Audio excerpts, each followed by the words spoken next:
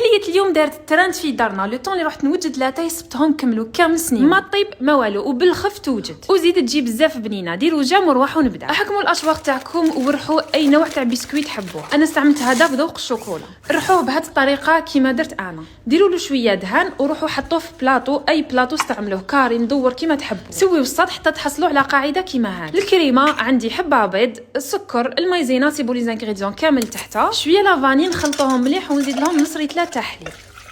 نديرها فوق النار ونقعد غير نحرك بلا ما نحبس. كي نشوف الخليط تاعي بدا يعقد نزيد له مغرفه كبيره تاع لا مارغرين ولا زبده. وهذه هي الكريمه تاعنا، نغطوها ونخلوها تبرد.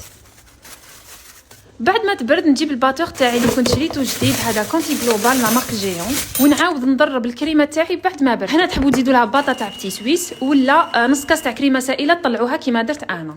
خلطوها مليح وروحوا جيبوا هذيك القاعده ديالكم. هنا اختياري التزيين، انا زدت هنا شويه كولي دو فريز كيما حبيتوا ديروا، تقدروا ديروها مباشره. فرغوا الكريمه تاعكم، سووا السطح مليح، ومن الفوق راح ندير لها شوكولا اتارتيني اللي كنت ذوبتها في الميكرووند. هكذا راح نزيد لها حتى اضافات. فوالا بعد ما دابت كيما راكم تشوفوا نروح نديرها فوق الكريمه. المهم نغطيها كامل.